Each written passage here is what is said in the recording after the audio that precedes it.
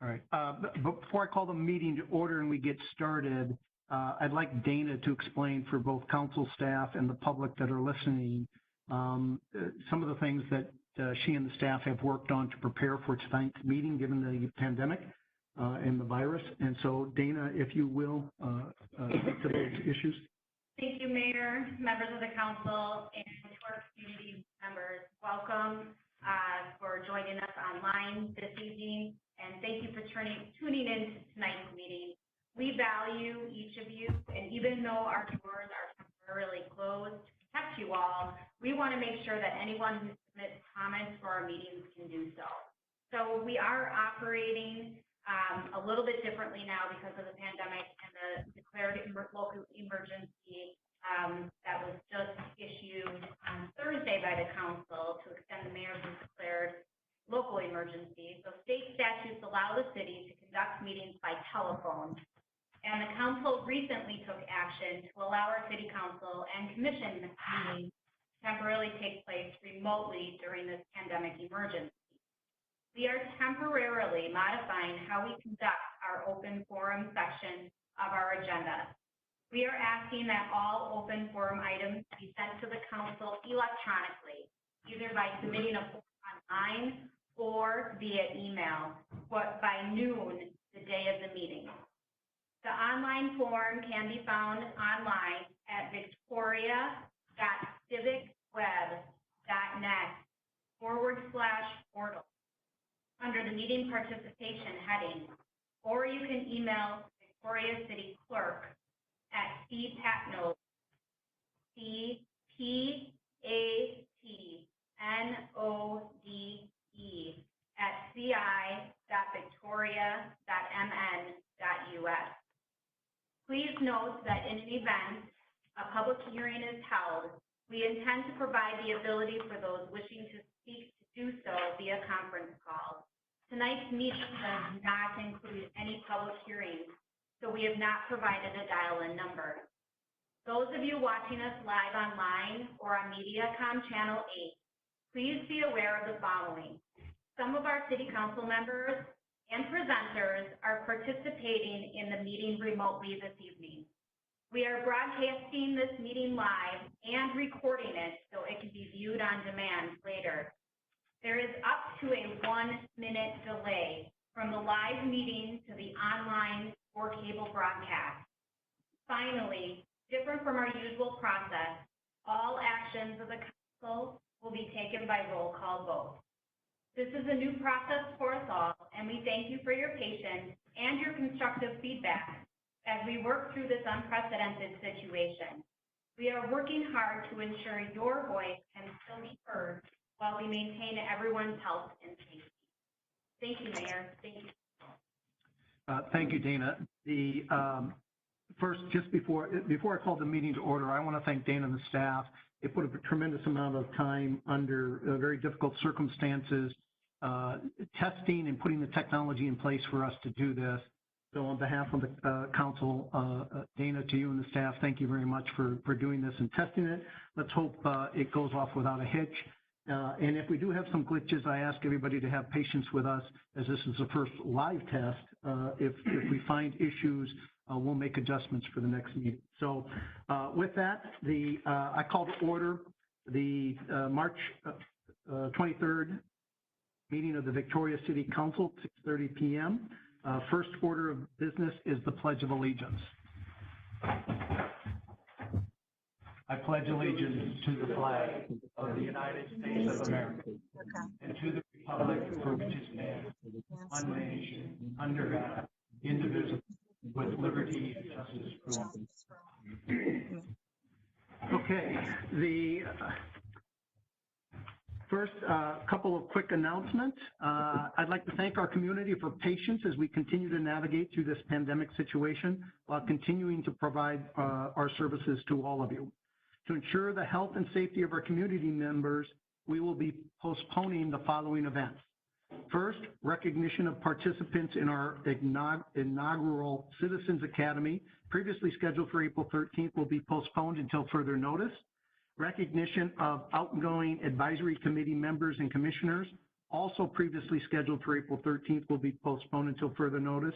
And finally, the CARES Committee interviews will be postponed until further notice. Applicants have already been notified. Dana, with a hand wave, is there anything else, or is that it? That's it. Okay. Open forum. We have nothing, so we're not going to have an open forum then, correct? Correct. Okay, so at this point, I'd ask one of the council members to please identify yourself and make a motion to adopt the final agenda, please. This is Council Member Vogt. I hereby make a motion to adopt the final agenda as presented. Thank you. Council member, can I have another second on that? Please identify yourself. Councilmember McMillan, I second that. Thank you. Is there any discussion on the item? Staff, anything that needs to be removed? Council members, anything to be removed or added? Hearing none, we're going to do a roll call vote. All in favor, signify by stating your name and A or nay. We'll start to my left. Council member Vogt, would you go first, please? Council Member Vogt, yay. And thank you. Council member McMillan? Councilmember McMillan votes aye. Council member Gregory? Councilmember Gregory votes aye. And Council member Black? Votes aye. Mayor votes aye. The agenda is adopted unanimously. Okay, the next item, the consent agenda. I already know from staff that we have 2 items that we're going to pull off. So I'd like to ask council staff, other than items 6.1 and 6.4, is there anything else that anybody wants to pull from the consent agenda? Seeing none, I'd like to first get a motion to approve a modified consent agenda from a council member, please, excluding items 6.1 and 6.4, which we'll take next. Councilmember McMillan moves that we adopt the consent agenda, removing items 6.1 and 6.4. Thank you. Can I get a second, please? Councilmember Gregory seconds. Thank you. Any further discussion? Hearing none. All in favor by roll call. Councilmember Vogt? Councilmember Vogt is aye. Councilmember McMillan? Aye. Councilmember Gregory? Councilmember Gregory, aye. Councilmember Black? Councilmember Black, aye. Mayor says aye. The modified consent agenda is adopted unanimously. We'll now pick up item 6.1, approve the March 9th City Council Workshop and regular minutes as submitted. Dana, go ahead. Thank you, Mayor, members of the council. Staff are pulling item number 6.1 for clarification and transparency. We would like to make or propose a technical change to the language reflected in the current minutes. We feel like this can be done administratively, but for transparency's sake, we wanted to make sure everybody was aware of what we would be changing. The change is in regard to the last meeting minutes of March 9th, regular agenda item 7.3, the joint resolution approving amendments to the orderly annexation agreement between the city and Lake Township. After consulting with our city attorney, Mr. Vogt, he stated that the proposed resolution for Lake Township property owners planning to annex into the city to obtain an agreement with the township prior to requesting annexation to Victoria. There will be no money being charged or paid by Victoria for any annexation. That's what the current language is written. What we're looking at here is the wording, obtain an agreement with the township prior. We are proposing that language be changed to make a payment to the township prior. We feel that this can be done administratively as a technical change. If council agrees with that assessment, no further change to the motion would be needed. You could just approve the motion as it's written or as it appears on your agenda. If, however, council would like to specifically have that language stated, you could make the motion to have that specific language changed from what it appears today to what we're recommending or something different. And I'd be happy to read that to you so you would have that full motion if you would like to handle it that way. All right, thank you, Dana. Let me open it up to the council. We'll start with the council members. Let's start with the council members on the phone. Council member Black, do you have any comments or questions for Dana? No, I'm good. All right, thank you. Council member Gregory? No comment. It sounded fine to me. All right, thank you. Council member Vogt? The revision sounds reasonable to me. Council member McMillan? I'm in agreement. As am I. Therefore, I'd like to ask council member to make a motion that we approve item 6.1 as suggested by Dana. I make a motion that we approve agenda item 6.1 as recommended by staff. Thank you. Second, please. Councilmember Black, seconds. Sorry. Councilmember Vogt, I second that motion. So Cindy, I'll let you pick who you wanted to second that. We'll do the roll call vote. We'll start this time online. Councilmember Gregory, why don't you go first on this one? Councilmember Gregory votes aye. Thank you. Councilmember Black? Councilmember Black votes aye. Thank you. Councilmember Vogt? Councilmember Vogt votes aye. Councilmember McMillan? Councilmember McMillan votes aye. Mayor says aye. Thank you all. Item 6.1 is approved unanimously. Next item, 6.4. Dana, go ahead. Thank you, Mayor, members of the council. Again, we're pulling this item for transparency reasons. With the pandemic situation evolving, guidance that staff is receiving is also changing quite rapidly. Staff have modified the resolution after the packet went out based on some revised guidance by our city attorney as well as the League of Minnesota Cities. And so we just want to make sure that the public understands that what is in your packet and what is reflected online currently is what we are making a recommendation for the revised resolution. So if you're following us online, you may see an asterisk in front of that item. That means that there was, after the packet was originally published, a change was made. And so for that purpose, we just wanted to make sure that everybody's aware of what was changed and why. And so with that, the language that you're seeing, we did add a resolution and some language to the resolution. And this item number is in regards to an off-site gambling approval for the Lions Foundation of Victoria. And in that resolution, we've added language to reflect that as a condition of approval, we would ask that the Lions be able to accommodate the most recent CDC guidelines as a condition of that approval. So that is the additional language, and we just wanted to make sure that was clear for everybody. All right, thank you. Let's start with the council members on the phone. Councilmember Black, Councilmember Black, we'll start with you. Any questions or comments for Dana, please? No, I think that this is appropriate given the situation that we're in. All right, thank you. Councilmember Gregory? Councilmember Gregory agrees. Appropriate language. All right, thank you. Councilmember Vogt? Councilmember Vogt has a question. We're talking primarily about CDC distancing guidelines. Is that true? Councilmember Vogt, Mayor, members of the council, yes, that is true. So that's CDC, social distancing. social distancing.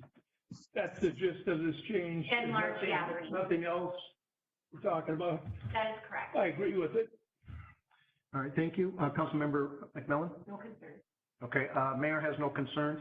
Can I get a motion to approve item 6.4 as prepared by staff, please? I make a motion that we approve item 6.4 as suggested by staff. That was Councilmember McMillan. Just in case. Can I get a second, please? Councilmember Black, seconds. Thank you. Roll call vote. Councilmember Black, will you go first, please? Aye. Thank you. Councilmember Gregory? Councilmember Gregory votes aye. Thank you. Councilmember Vogt? Councilmember votes aye. Thank you, Councilmember McMillan. Councilmember McMillan votes Thank you. Mayor says aye. Item 6.4 is unanimously approved. And that was it for items on the consent agenda. Give me 1 second here. Okay, so now we're moving to the regular agenda. Item 7.1, Arboretum Area Transportation Plan, Rolling Acres Road update. Yep. Thank you, Mayor, members of the council. And Kara, I just am going to step in here before we hand the presentation off to you. Our city engineer, Aaron, is online, working remotely, and will be presenting from her remote location this evening. But I just wanted to tee up the conversation to make sure everybody knows why we're doing this. It's a little bit out of order. So on March 16th, the neighborhood meeting for the Rolling Acres Road area residents for this project was canceled because of the pandemic and those CDC guidelines. And so we have the tools and the mechanism as a city to be able to push this information out. We know residents have been anxiously awaiting to hear and see some of these concepts. And so we have the tools and the mechanisms to be able to do that. And so this evening, we are going to have Ms. Guerin present to you all the information that would have otherwise been presented in a neighborhood meeting. So the unusual piece about this is that you as council will be seeing this for the first time, as will all the residents. And so we're not asking council to take any direction or give any direction this evening. This is really just an opportunity for you all to hear the same information that the residents are. And we did put out some information to those neighborhoods on how they can comment. There's an online form. There will be some follow-up. And when we can meet again, they are planning to hold an in-person meeting. But this will just allow the process to continue. So thank you for your willingness to be able to do this. Appreciate that. All right, thank you, Dana. Kara? Good evening, Mayor and members of the City Council. Reporting from my home office, which is a really strange feeling. So first, can you all hear me? Yes. Yes. Perfect. And can you, those of you that can see a screen, can you see my screen? Is that showing up in the council chambers, Dana? Yes. Perfect. Okay. Well, as Dana noted, tonight I'm going to be walking through the presentation that we had been scheduled to give for the Rolling Acres Road neighborhood meeting on March 16th. Now I just have to make sure I know how to move my screen forward. Okay, so tonight's agenda, we're going to review our progress to date on the Rolling Acres Road project portion of the plan, discuss some concepts, have an update on interim trail improvements, as well as some funding opportunities that are underway. So just by way of background, this process started way back in March of 2019. You can see on this timeline view here, we're sitting towards the end of phase 2, where we're working on sharing preliminary concepts. We do have a long ways to go. As Dana noted, we're not looking for any decisions tonight from the council. We still have phase 3 to work through, and then phase 4 before we're actually at the point of finalizing anything. At the last meeting with the neighborhoods back in November of 2019, we had 16 plus neighbors in attendance and received some additional feedback and comments and concerns about Rolling Acres Road, which the council, you're all pretty familiar with these. One item that was a focal point of conversation at that meeting was the trail crossing and the potential for some interim improvements on the trail. So we focused on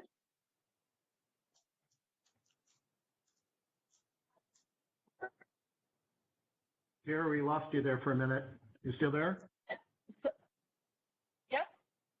Yeah, all right, you're back. Go ahead. Okay. Okay. The county's been working on, for quite some time, some interim options for trail improvements at the trail crossing for the Lake Minnetonka Regional Trail. And what the county has concluded is that they will be moving forward with the project in late summer and fall of 2020 to put in a temporary improved pedestrian crosswalk. So in addition to the signage that's been added, they will be installing a rectangular rapid flashing beacon system. So those are those you can see in this photo on the lower left-hand corner of the slide. This is the overhead system where you'll have flashing lights.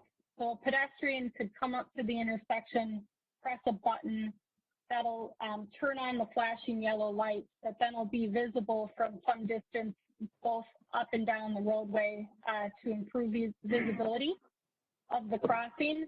In addition, there'll be some ADA accessible ped trail ramps installed.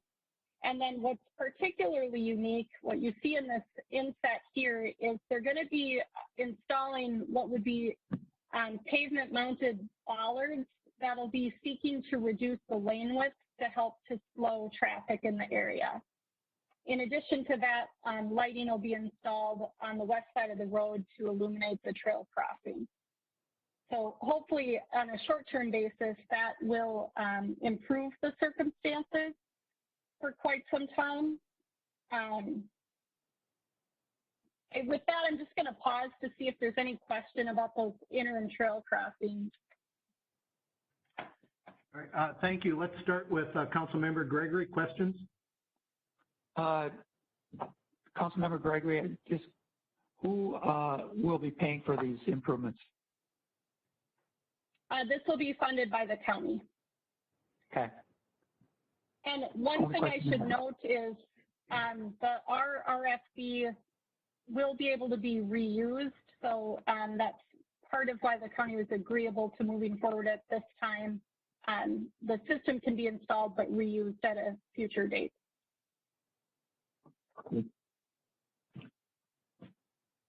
Was it anything else, Councilmember Gregory? No, sir. That's it. Thank you. All right. Yep. Councilmember Black. Thank you. I just want to make clear that those orange mounted, I don't know what you call those, sticks. Those are temporary bollards. Are they? Yeah. They're temporary. And that's until what point? When they readjust the alignment of the trail? So what we'll get through as we cover the rest of the presentation is what the long-term improvements are for the roadway. The county wasn't comfortable with spending county funds to construct anything more permanent that wouldn't have the ability to be reused until we understand the timing of when improvements are going to be programmed for Rolling Acres Road. And that step of this overall process will come as they begin to work on the implementation phase for all of the roadways. Okay, and the residents are going to be able to give their input on this before it's finalized? Yeah, so there will be an opportunity online to post comments on various concepts, but the initial feedback we've gotten from residents on making interim improvements to the crossing has been favorable. Okay, great. That's all I needed to know. Thank you. All right, Councilmember Vogt. Just one question. This is a great thing. I do have a question of the definition of a pedestrian. If there's a bicyclist on the trail, which there are many, if the bicyclist presses the button, is that person a pedestrian or not, or do they have to dismount from their bicycle?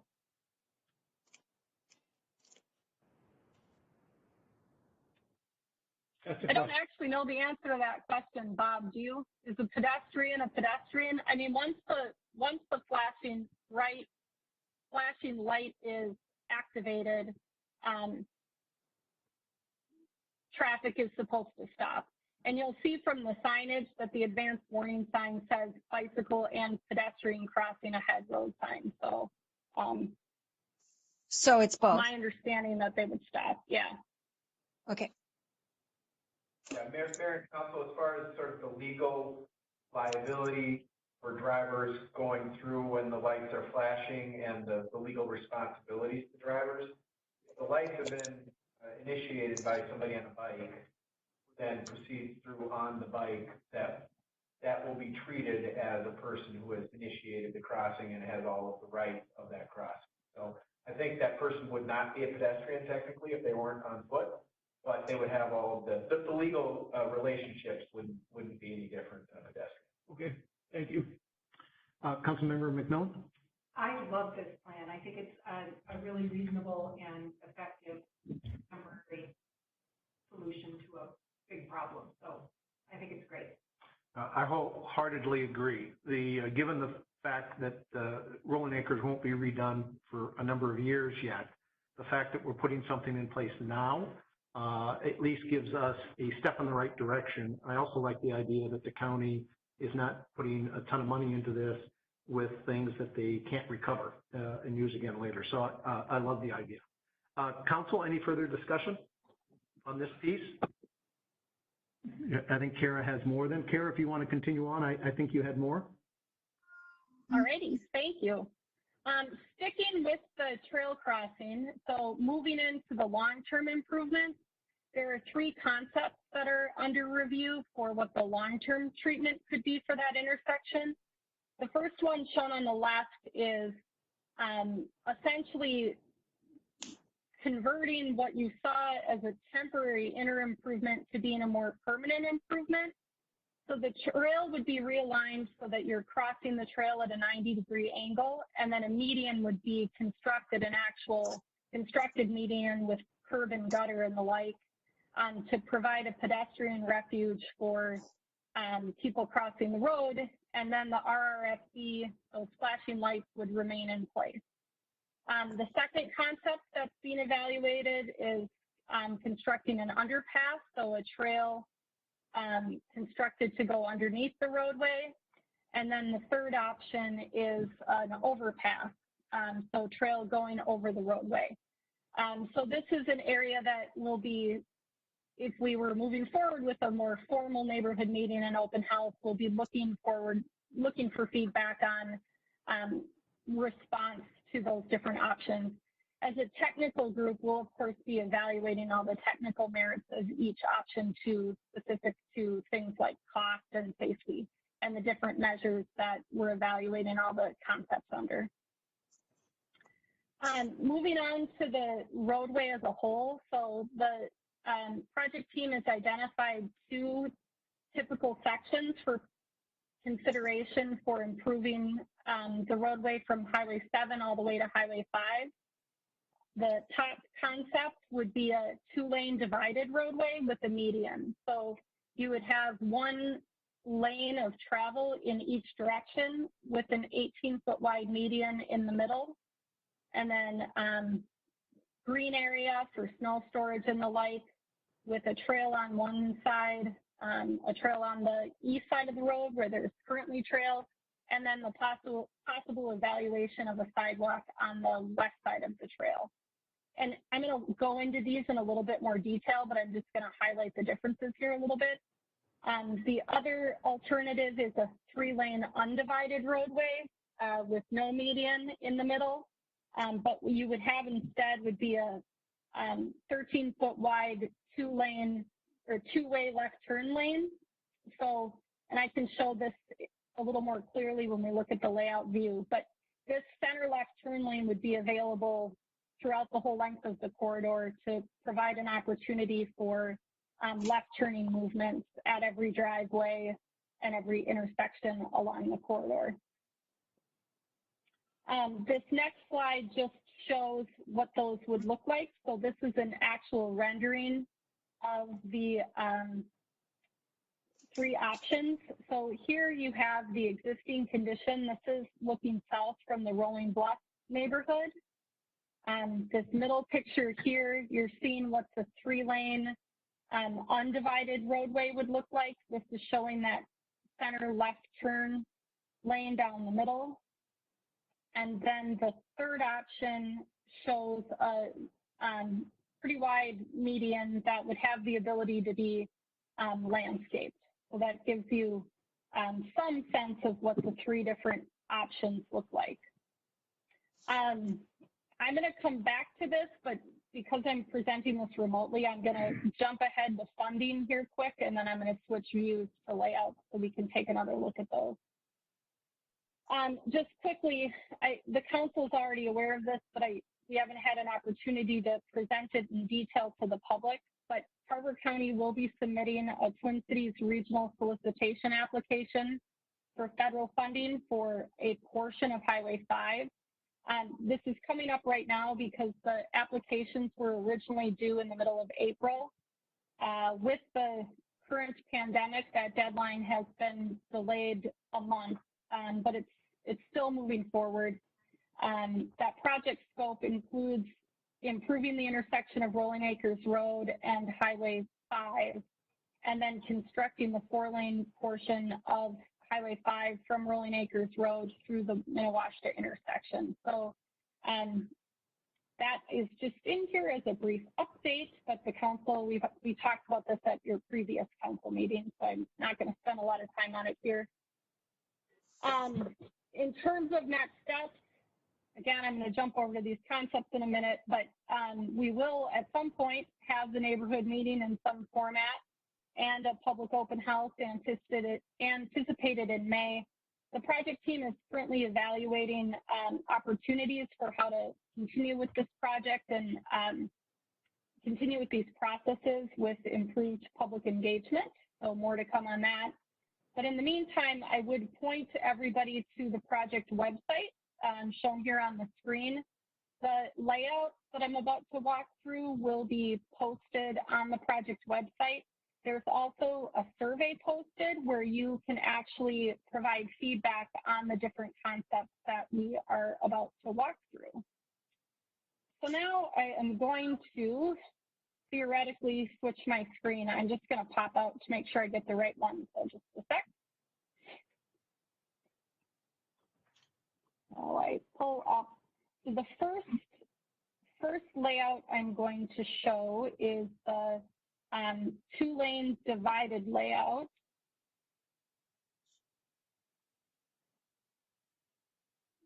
Which hopefully is now appearing on your screen.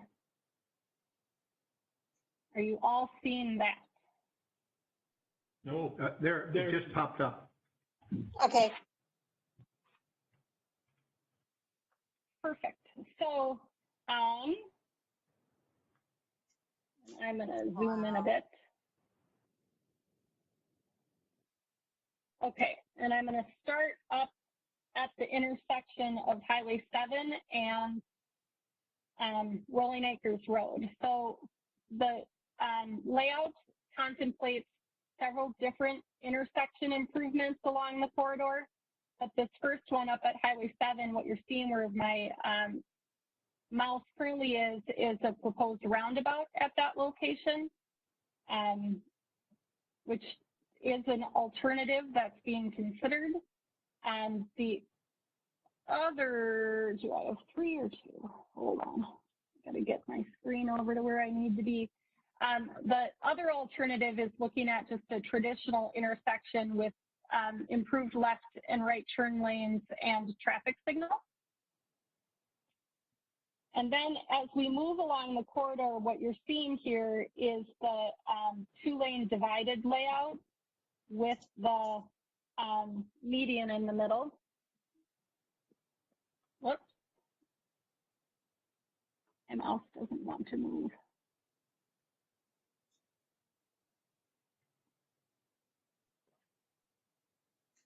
So you can see here that you have this median through this section. So the homes in this area would be expected to only have right in, right out turning movements as it moved along the intersection. And same thing with Freiburg Court and Rolling Bluff. There wouldn't be a full access intersection there. Cars who would want to make a left-hand turn would need to go to the intersection, make a U-turn, and go the other direction. So certainly it presents a challenge for those folks with limited access through here. And I'm just going to kind of pan through the corridor. So this plan shows a full access intersection at the intersection of Interlochen. There is an alternative at the same location to look at the potential to locate a roundabout in this location. And then you'll see the median continuing on all the way through the corridor. So certainly there's some challenges with the median because it restricts access to individual driveways, but there are also some positives to the median from a traffic calming and safety perspective. Given the volumes of traffic and the amount of activity in this area, providing the median would certainly provide a safe alternative. And then with the potential to do some landscaping in that area, you would have an opportunity through design to reduce the speed. As we know, the speeds out there today are in excess of the 45-mile-an-hour posted speed limit. So the team was tasked with taking a look at what could be done through design to help lower those speed limits. Any questions on the two-lane divided option before I move over to the undivided option? Very quickly, Councilmember Gregory, any comments, questions? Just one real quick question. What was the difference in width with those two options? Certainly. So, and I would need to pull that up to measure them completely, but the divided option is wider because you have the median and the turn lanes to compute with, but through some opportunities when we would get into design, it's my understanding from the county that there would be an opportunity to reduce that overall impact of width through some design opportunities that we really just can't get to until we move on to preliminary design. Okay. It seemed as though that divided roadway did have a fairly extensive width to it, and I was concerned about right-of-way acquisition at that point, but all of that to come, but it seemed like a pretty wide option. Councilmember Black? Yes, I have a question. So with this median running down the middle, there's no turning.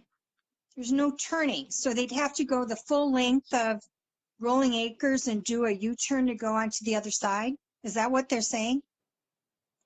Correct. So there would be a break halfway through. So at the Mount Olive Interlochen intersection. So say you lived in Rolling Bluff and you wanted to go towards Victoria, you would have to turn right and go up to the roundabout, circle around the roundabout, and then head back south. Okay. All right. Well, that kind of answers that question.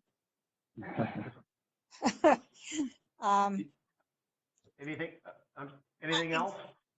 No, I think that that's being a little short-sighted with the needs of the neighbors there. So I don't know. Well, it's an option. That's all I can say. All right. Thank you. Councilmember Vogt? I would continue with that discussion. Is it impossible to consider that there would be one or two additional openings in the median, either at Rolling Bluff or at San Moritz Street? Is that possible that you could put some more openings in the median and still keep it safe? Yeah, at this point in time, we're really just looking to get some feedback from the residents about the median or not the median.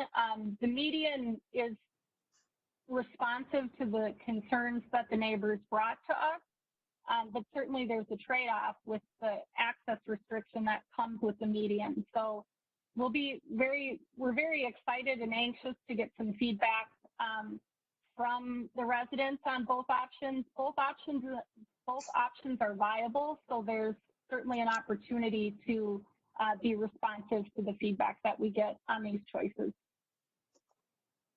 So, what did you just tell me? Is that that's possible to put in a few intersections, or it's not possible? It would. You know, that would be a question for the project team to weigh through. So that would be feedback that we would take back to the project team to review. Thank you. Councilmember McMillan? Yeah, what's the speed on this road designed to be? Are they trying to keep it at 45 miles an hour? Yes. And currently, I think last time we had the speed trailer out there, we were seeing cars over 50 in the 85th percentile. Yeah, so the 85th percentile of cars were exceeding the speed limit. So we, you know, the best opportunity to reduce that speed limit is through design. Got it. More? That's it. Thank you. Yeah, it seems the trade-off, if they want, I've heard a lot of the residents up there say they want slower traffic, but it seems like that trade-off is less access. Is this design like this basically solving one problem but creating an access problem? Is that the only way to? My guess is if you did the three lane, the center turn lane, that's not going to have the traffic calming effect that the residents want, but yet it'll give them the access. So it seems like the residents are going to have to look at both options and choose which way they want it, either calming traffic or ease of access. Is that an accurate summary of the two choices? From my perspective, yes. Got it. All right. Council, any further questions on this before we go to the next design? No. Councilmember Gregory, Councilmember Black, any further questions? No, sir. Okay. Kara, go ahead. All right. I'm going to get myself to the other one, so just a second. While I pull up the 3-lane. I'll have this technology mastered down probably in another week or two, since we're doing it for everything. I'll be able to change quicker. Okay, so shortly, if it isn't in front of you yet, you should have the 3-lane undivided layout on your screen. Perfect. So intersections are the same, either the roundabout or the turn lane with traffic signal. I didn't note this on the last slide, but it's the same on there. The only difference between inset C and inset D is inset D includes double left turn lanes instead of a single left turn lane to, you know, try to improve that left turn movement that backs up pretty bad in the evening. But other than that, the two signalized options are quite similar. And then again, you have the roundabout option also shown here. So what you're seeing here, though, is the 3-lane undivided. So you have the center left turn lane running down the length of the section. So all the residents would have the ability to turn freely in and out of their driveways. There'd be no restriction from that or for the neighborhood in each area. I didn't touch this on the last layout, but I'll do so here just to cover it. We are showing a trail on the east side of the road, which has long been a part of the city's trail system. So this trail on the east side is consistent with what we've seen in the past. But one of the things the Technical Advisory Committee became concerned about was pedestrian traffic for these folks on the west side of the road. So we are showing a long-term potential to construct a sidewalk along the west side of the road should we decide that that becomes important from a safety perspective in order to be able to move these pedestrians to a safer crossing, say at one of the intersections. So that's why that's shown there. But it is a sidewalk compared to the city's long-term trail plan for the east side of the road. So similar, you're seeing the intersection through here, and then that full access continuing through. Now, you'll note under this scenario, you could have an at-grade crossing with an RRSD, but you don't have that same pedestrian median, but maybe when you moved into design, you would still look at installing a median in this location. And of course, there's the underpass and overpass option still that we covered earlier. And then other than that, looks pretty consistent all the way down to the intersection.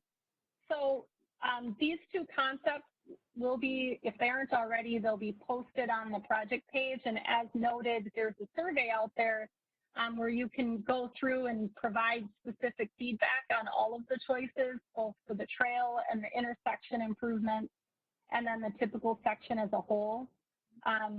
We are just in the data gathering phase, and certainly we'll still plan to have that neighborhood meeting.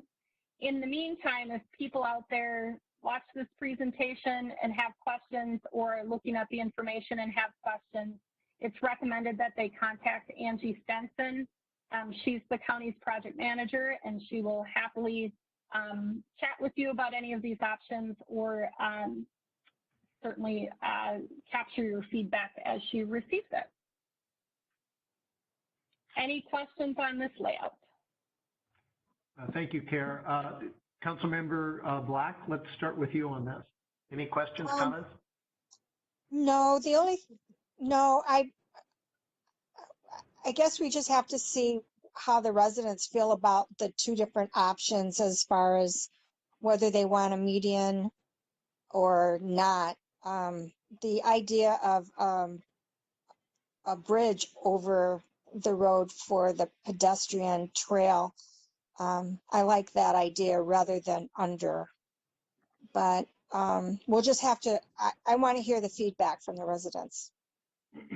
All right, thank you. Councilmember Gregory? I would agree with that. Looking forward to hearing the residents' comments. But one question, and this might be a silly question, but why is that intersection at Highway 7 so far to the west? It seems as though there's space to make that to straighten out that road. And why is that? Why does it curve there over there?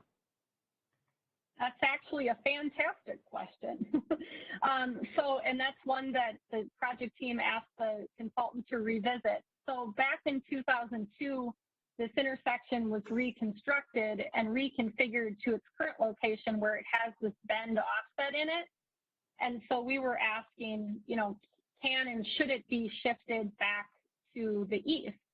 And what the conclusion is that there are site distance concerns along Highway 7 that make this the preferred location for the intersection for visibility as you're traveling on Highway 7. So we've concluded it needs to stay close to its current location. Thank you. It's the only question I had. Thank you. Councilmember Vogt? So this particular option, it's not going to slow people down. As a matter of fact, it might speed them up. Isn't this kind of a problem if people think traffic is too fast? That's my first question.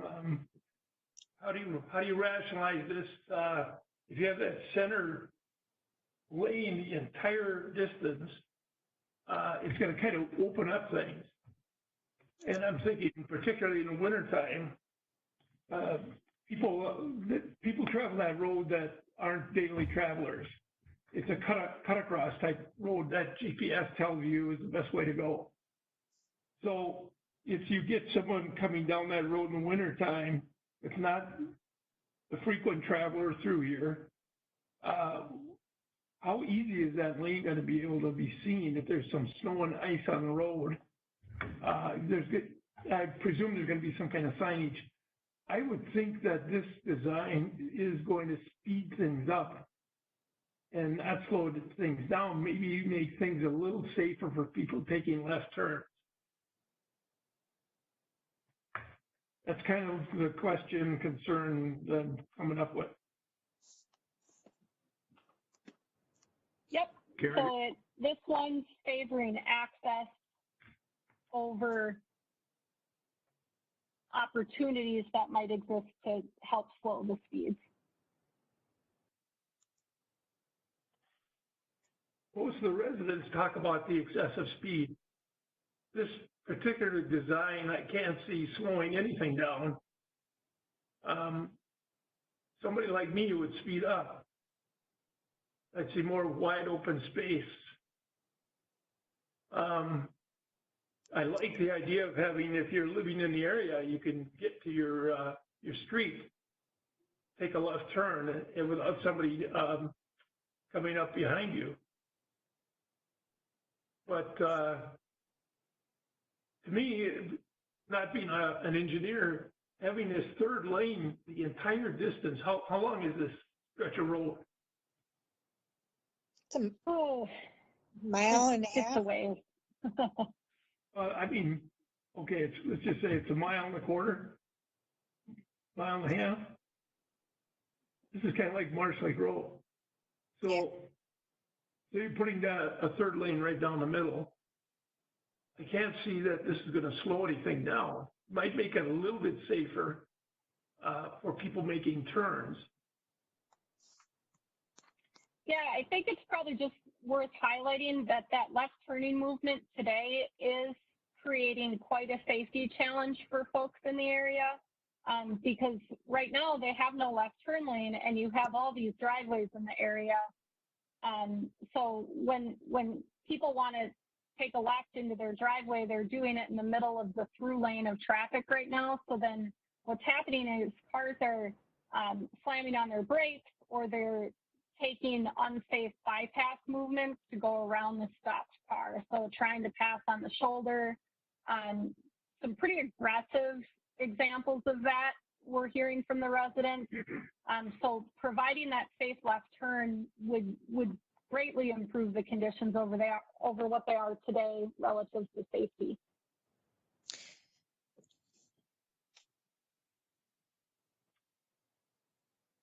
Anything else? That's it. Councilmember McMillan? Kara, we haven't seen a plan with a right turn lane, with right turn lanes, everything was just this one in the middle. Did they not explore that, or is there not enough room in that area? Why did we not see something that was just lane of traffic each way with right turn lanes on both sides? So just to note, both designs do include right turn lanes at all the major intersections, so that is included. What's there today is most of the intersections have right turn lanes, but there's a lot of left turning movements that don't have dedicated lefts today. So the lack of that left turn lane is a challenge today. All right. I don't have anything additionally to add to this. I think the key points have already been covered. Karen, is there more to the presentation? There is not. That's it. Okay. Other than to just thank you for letting us talk through this for the public's sake, and I encourage the public to review the materials and take the online survey.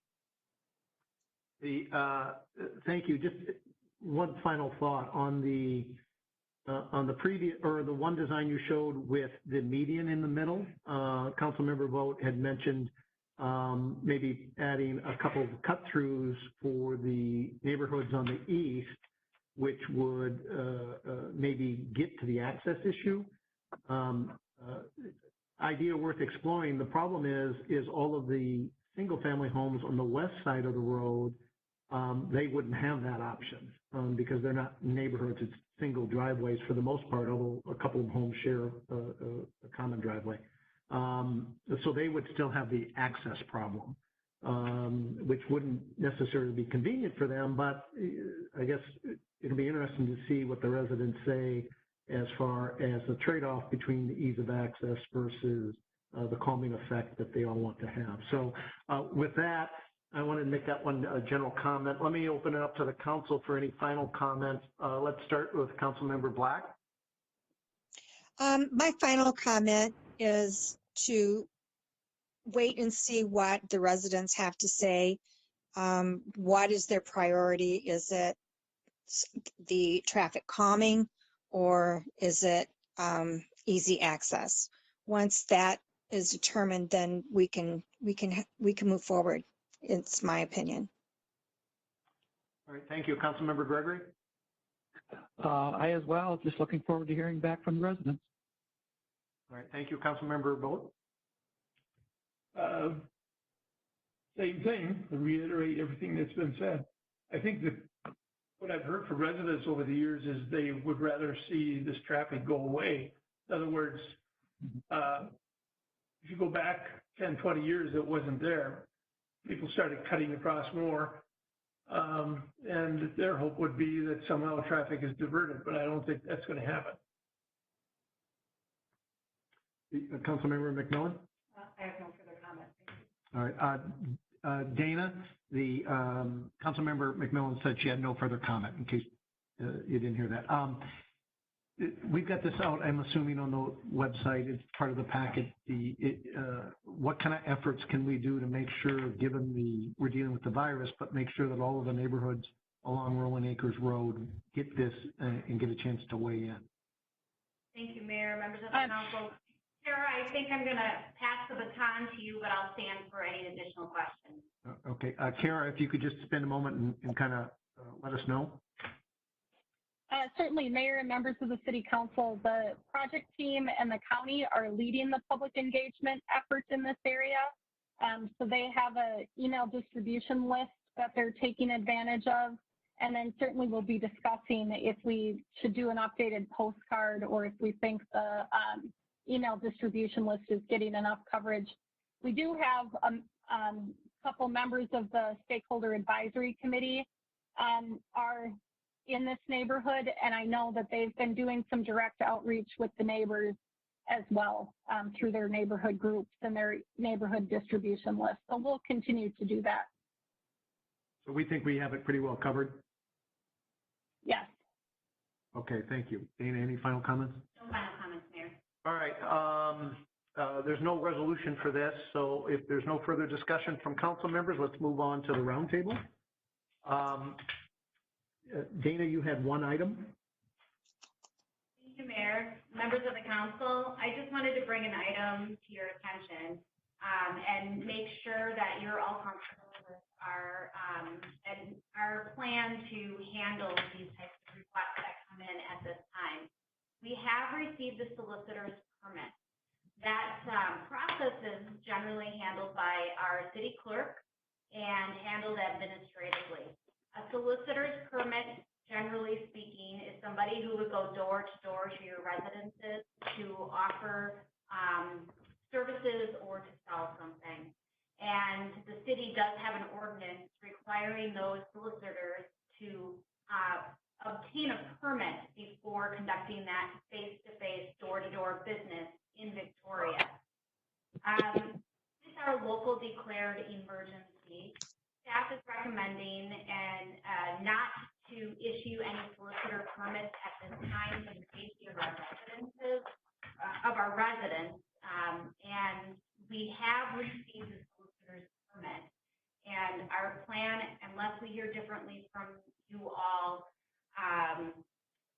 we are planning not to issue that permit at this time, but to contact that individual after either the local emergency has rescinded, most likely, or some other trigger is in place, where we would reach out to that solicitor to see if they are still interested in accepting door-to-door in our community. All right, thank you, Dana. Councilmember Black, let's start with you. Any objection?